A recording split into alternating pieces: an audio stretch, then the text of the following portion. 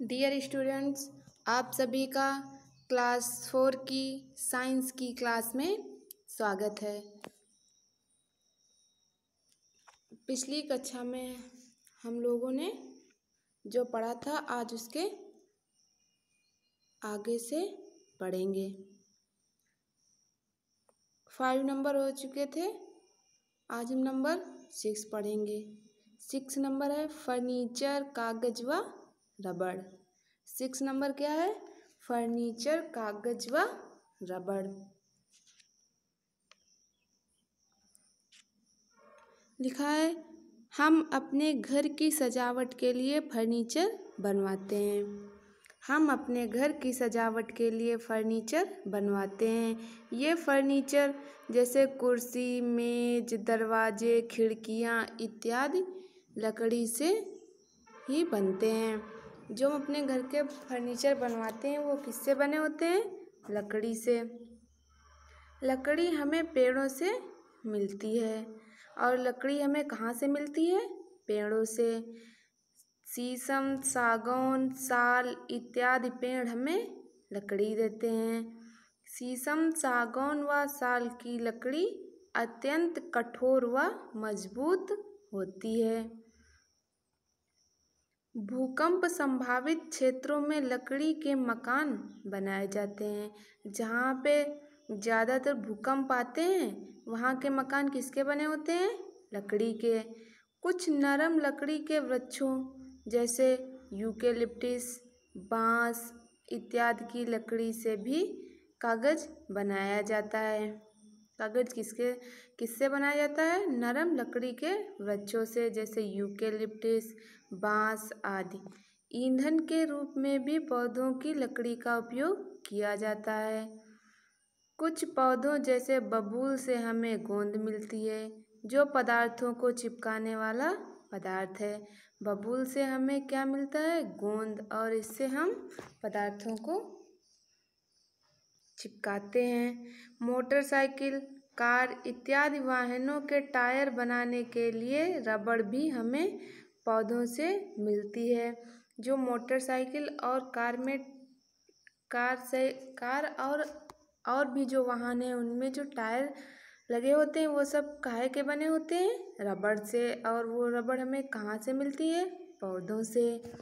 Number 7, पौधों से अन्य लाभ। ये सब 6 तक तो हमें एक एक लाभ बता दिया गया है कि पौधों से क्या क्या लाभ है। और भी लाभ हैं जो 7 में बताया जाएगा। 7 नंबर में लिखा है, पौधों की पत्तियां लगातार गिरती या झड़ती रहती हैं तथा कुछ पौधे मर भी जाते हैं। पौधों का यह कूड़ा मिट्टी के साथ मिलकर खाद बनाता है। जो पौधों की पत्तियां गिर जाती हैं और जो पौधे मर जाते हैं या सूख जाते हैं, वो पौधे मिट्टी के साथ मिलकर खाद बनाते हैं और जिससे हमारी भूमि उपजाऊ बनती है और हमारी भूमि को उपजाऊ बनाता है। वर्षा के मौसम में बाढ़ आने पर जब जल अधिक मात्रा में भूमि पर बहता है तो उसके साथ उपजाऊ मिट्टी भी बह जाती है। जब वर्षा का मौसम आता है तब कहीं कहीं बाढ़ आ जाती है, उससे जल की मात्रा बहुत अधिक हो जाती है और वो जल बहता है तो उसके साथ जो हमारी उपजाऊ मिट्टी होती है वो भी बह जाती है। ये मिट्टी नदी की तली में एकत्र हो जाती है और ये मिट्टी नदी की तली में एकत्र हो जाती है। पौधों की जड़ें उपजाऊ मिट्टी को अपनी जड़ों से बांधकर रखती हैं और मिट्टी के कटाव यानी अपरदन को रोकती हैं। वायु का शुद्धिकरण कैसे होता है? प्रकाश संश्लेषण की क्रिया के समय पौधे सूर्य के प्रकाश में वायु से कार्बन डाइऑक्साइड लेकर अपना भोजन बनाते हैं। प्रकाश संश्लेषण की क्रिया के समय पौधे सूर्य के प्रकाश में वायु से कार्बन डाइऑक्साइड लेकर अपना भोजन बनाते हैं। वो ऑक्सीजन छोड़ते हैं। इस प्रकार पौधे वायु को शुद्ध करते हैं। सभी जीवों व प्राणियों को जीवित व स्वस्थ रहने के लिए शुद्ध वायु की आवश्यकता होती है। सभी जीवों व प्राणियों को जीवित व स्वस्थ रहने के लिए किसकी आवश्यकता होती है? शुद्ध वायु की आवश्यकता होती है। इस प्रकार हमें पौधे उगाने चाहिए तथा उनकी सुरक्षा करनी चाहिए। पौधों की सुरक्षा, हमें पौधों की सुरक्षा कैसे करनी चाहिए? पौधे विश्व की सबसे प्राचीन निधि है, यानी पौधे लगभग सर्वत्र उग सकते हैं।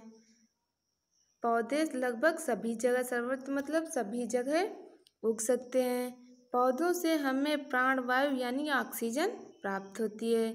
पौधों से हमें प्राणवायु यानी ऑक्सीजन प्राप्त होती है, जिससे हम जीवित रहते हैं। इन्हीं से हमें भोजन प्राप्त होता है और पौधों से ही हमें भोजन प्राप्त होता है। इस प्रकार से हमारे जीवन का आधार हैं। पौधे हमारे जीवन का आधार हैं। पौधों के बिना हम जीवित नहीं रह सकते। पौधे हमारे द्वारा छोड़ी गई कार्बन डाइऑक्साइड को ग्रहण करते हैं। पौधे हमारे द्वारा छोड़ी गई कार्बन डाइऑक्साइड को ग्रहण करते हैं और जो हम ऑक्सीजन ग्रहण करते हैं वो निकालते हैं। वो पौधे वातावरण में ऑक्सीजन और कार्बन डाइऑक्साइड का संतुलन बनाए रखने में सहायता करते हैं। पौधे वातावरण में ऑक्सीजन और कार्बन डाइऑक्साइड का संतुलन बनाए रखने में सहायता करते हैं।